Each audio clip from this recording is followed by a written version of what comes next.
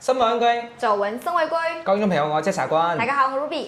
今日咧係8月2號啊，咁啊一直落緊雨啦。今日咧就喺公司呢度咧，同大家分享下呢一次颱風紅霞造成嘅一個好嚴重嘅一個影響啦。點解話過咗咁多日先同大家分享咧？係呢幾日咧一直都比較忙啦，咁都好多客人上嚟睇樓啊，咁然之後要做好多啲售後工作啦。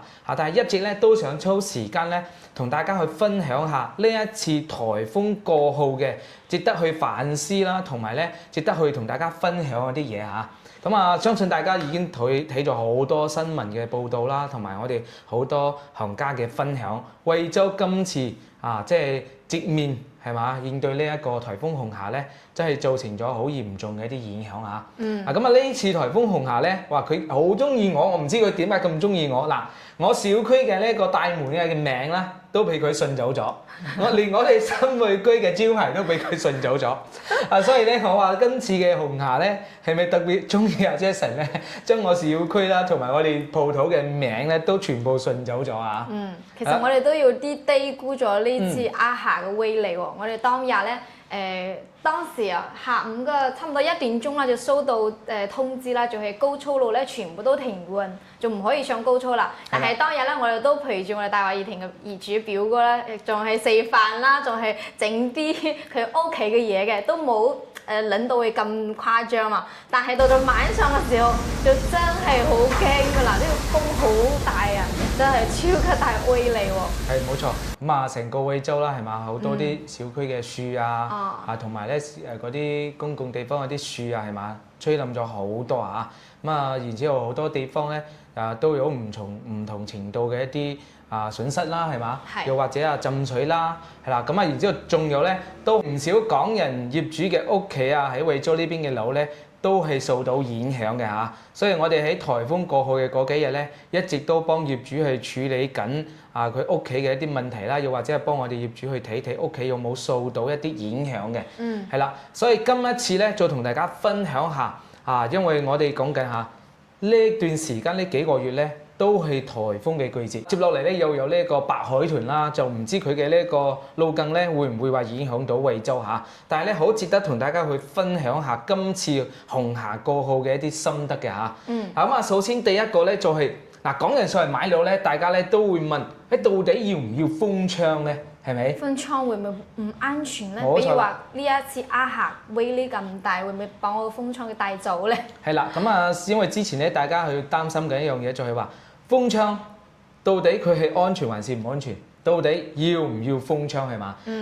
經過今次嘅颱風咧，我哋總結咗我哋所有港人業主嘅屋企封窗同埋未封窗即係應對颱風之下咁嘅一個答案係嘛？真係我哋都覺得好，我哋都冇諗到，係啦。首先咧，俾大家睇睇下呢個咧就係未封窗嘅情況下，正常一個推拉門嘅情況下，大家會見到呢個視頻咧，就係我哋業主嘅屋企咧，就係因為颱風嘅壓力太大啦，風大雨大，但凡你有一啲窿窿罅罅咧，風水都係無孔不入嘅，導致到咧就推拉門嘅呢一個推拉門下邊嘅呢條槽咧係不斷咁滲水入嚟成晚都冇瞓數咗幾桶水嘅。如果你嘅屋企咧呢次係朝向呢一個西北面嘅係嘛，正面應對呢一個颱風嘅襲擊嘅情況下咧，咁唔同程度喺你嘅呢一個窗位啦，同埋呢個推拉門咧係嘛，都有呢一個滲水嘅情況，係啦。所以咧，我哋今次得出嘅結論咧就係，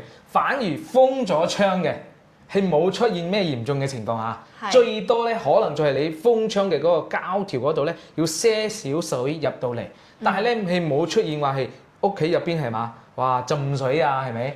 又或者話啲露台不斷咁源源不斷咁啲水沖入嚟係啦，反而係封窗係冇出現呢種情況嘅。封窗咧，大家可能之前擔心咧，就係話會唔會玻璃吹爆吹跌落嚟係嘛？因為你成個落地玻璃咁大塊係咪？會唔會唔安全咁所以你今次嘅呢個颱風啱啱好可以驗證到大家嘅一個擔心，大家嘅一個顧慮啦係嘛？今次嘅封窗咧，我哋所有啲業主咧冇出現嗰啲封窗話玻璃要吹爆要吹跌咗嘅嚇。嗱，所以依家嘅一個封窗嘅工藝咧，佢用嘅呢啲爆炸螺絲啦、斷橋鋁去封窗咧，同埋雙層嘅呢種隔音防爆玻璃係咪？係非常之安全啊！咁啊，所以今次嘅一個總結咧，就係話露台要唔要封窗咧？咁我依家目前覺得嚟講，佢除咗話冇咁通風之外咧，咁我反而覺得佢確實係真係比較安全，同埋咧係比較啱我哋港人啊。因為咧冇錯，要好打理啦。因為咧，我哋就算我哋未翻嚟，咁你閂晒啲窗嘅時候咧，嗱，無論佢係吹風打雨係啊，咁啊，然之後或者話防嗰啲灰塵又好係咪？咁啊，確實係要比較好打理啦，同埋咧又唔使擔心嗰啲雨水從嗰啲推拉門嗰邊係咁啊湧入嚟啦，係咪？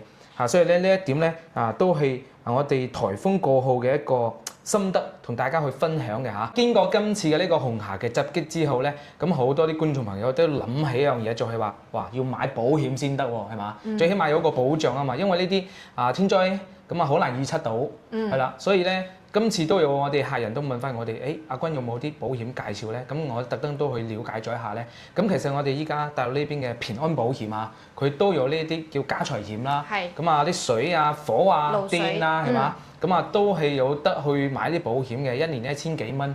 係啦，咁啊睇大家買咩嘅一啲險種啦。係啦，反正1000零2000蚊都有嘅。係，比如話你係開通燃氣嘅時候，燃氣公司咧都會問你要唔要買呢個保險，就會都係呢啲內容啊。比如話你屋企漏水啦，正室樓下嘅地板磚下邊咧嘅天花全部都冧咗，呢個都係算理賠嘅一部分啦。係啦，包括我哋嘅火啦、其他嘢啦，全部都係包埋一齊嘅。冇錯。燃氣公司都有得買。係啦，所以今次咧就係話咧要去。檢醒咗我哋嚇，即係話一個保險嘅意識咧，確實又係好重要嚇。係。尤其是依家呢啲颱風天啦，包括埋我哋好多咧香港觀眾朋友買嚟咧，就係話間唔中上嚟啊，或者話係度下假之類咁嘅一個情況啦。咁唔經常喺屋企係嘛？冇錯。所以咧買一個保險咧係更加之有保障嘅嚇。所以咧呢個咧防範加保險，又係我哋今次經過咗呢個颱風紅霞之後嘅一個心得啦，同大家去分享翻。呢邊笑咩啊？要諗起我哋公司嘅門頭係嘛？早知買個保險。我哋呢度諗要唔要買一個保險？我哋店鋪可唔可以買，保障下我哋呢個招牌？因為下一次咧又有一個颱風要過嚟。我相信一定可以㗎，呢個交俾呢個財務 CEO 啦，係咪？係啦，因為咧只要你有需求，依家佢保險嚟講，基本上咩都有得保，係啦。保你平安，保你發財都得係嘛？你係咪過去平安公司上班啊？好似搞傳銷㗎係嘛？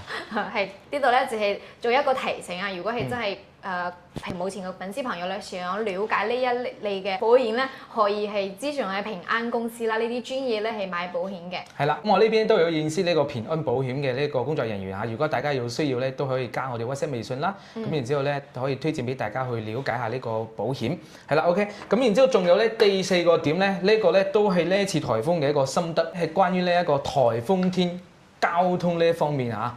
咁其實點解話颱風要關乎到呢個交通咧？咁其實係我哋當日打風嘅時候咧，有一個好大嘅一個心得咧，就係當日咧我哋帶緊我哋大話業主表哥啦，搞緊裝修啦，係咪？咁當其時都已經下晝啦，好大嘅風雨，真係風完變幻莫測啊，係嘛？咁食緊火鍋嘅時候咧，係嘛？天晴嘅火熱嘅太陽啦，咁然之後咧到咗下晝食完火鍋之後咧，突然間落大雨，大風。冇錯啦，咁嗰段時間咧，我同時都接到幾個業主嘅呢一個諮詢啦，就係話，Jason，我下晝晚黑啦，我想翻嚟，好唔好翻嚟咧？咁我當時建議咧就係話，因為太大風啦，理解大家嘅心情即係好想即時翻到嚟睇下屋企係嘛，有冇事啊？而且咧有人喺屋企咧係最起碼有個保障啦，關照到啦咁嘅，係啦。所以當其時咧，因為太大風啦，唔建議大家翻嚟。但係同樣都有啲業主咧係冒住呢個風雨咧係翻咗嚟嘅。嗱，呢一點就好重要啦。點解我話要分享呢一點交通咧？係對比唔同嘅一個城市，譬如話當日咧，我哋嘅高速喺1點幾2點鐘嘅時候咧，高速已經封咗㗎啦。係啦，咁啲愛心路巴、車迴窗係坐唔到，自己揸車都揸唔到啊。係啊，揸車又揸唔到。但係惠州有地鐵，係啦，深圳嘅地鐵14號線咧係通到呢個沙田站嘅。所以咧，我哋惠州，如果話你真係買喺惠州嘅時候咧，你打颱風，你真係想翻嚟嘅時候咧，最起碼你要地鐵坐，真係可以翻到嚟，係嘛？又或者話好似我哋大華業主表哥咁，我想翻到去香港係嘛？當日6點鐘同樣都可以坐地鐵翻到去香港。係，所以咧經過呢次颱風咧，唔同嘅城市、唔同嘅選擇、唔同嘅呢一個交通選擇嘅方式，又決定咗你喺遇到呢種天災或者話特殊情況嘅時候係嘛？最起碼你有唔同嘅選擇。話如果你買咗終身嘅，咁遇到呢一種極端天氣、呢一種天災，咁可能分分鐘封橋封路，咁你就真係只有一個方式。你只有搭車或者係坐車嘅，或者係開車嘅情況下，咁你封橋封路咧，你直頭就翻唔到去。所以咧，今一次咧有呢一個心得咧，就係話我哋惠州呢邊咧，最起碼黐住深圳係嘛，有地鐵。咁啊，你真係要咩急事又好係嘛，要翻去又或者話要翻去香港，又或者要翻嚟惠州，最起碼有呢一個選項喺呢度係嘛，隨時我都真係可以翻到嚟嚇。所以呢一點咧都係。講緊唔同嘅城市、唔同嘅一個交通，惠州喺呢個地鐵出行方面嚟講咧，真係都係一個好大嘅優勢。咁以上呢幾個心得咧，就係今次經過咗呢個颱風紅霞之後嘅，想同大家分享一啲嘢啦。咁喺呢度咧，都衷心感謝我哋好多啲業主咁非常之關心我哋啦，發咗好多啲信息嚟問我哋，Jason有係嘛？有冇咩危險有冇事咁係啦，所以喺度咧都再次感謝我哋嘅業主真係大家咧當我哋好似 friend 咁，當我哋咧就真係好似屋企人咁都非常之關心我哋。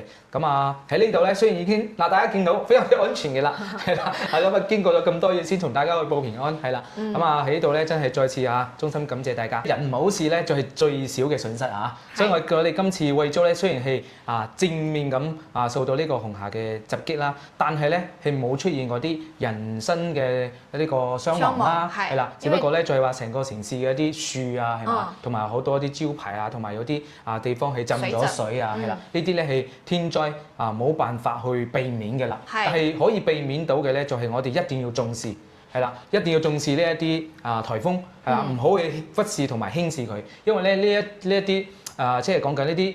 大自然嘅一啲力量咧，真係唔係話我哋普通人係嘛，凡人可以去抵抗㗎所以大家咧一定要重視。接落嚟咧，可能仲有第二、第三、第四個颱風咁大家咧記得翻去香港之前咧，將自己嘅單位啦、自己屋企咧閂好啲門窗，檢查好啲水電，然之後再翻去，咁會放心啲。咁如果話大家咧喺落颱風或者話一啲橫風橫雨天來臨之前咧，如果唔放心嘅又唔方便過嚟嘅，都可以 call 我哋，係嘛？我哋咧幫大家去檢查一下，係啦，咁又可以咧 call 物業嘅管家幫大家去檢查一下，咁會更加之放心啲。今次咧同大家分享到呢度，歡迎大家繼續關注 follow 我哋咁我哋下期再見啦，拜拜。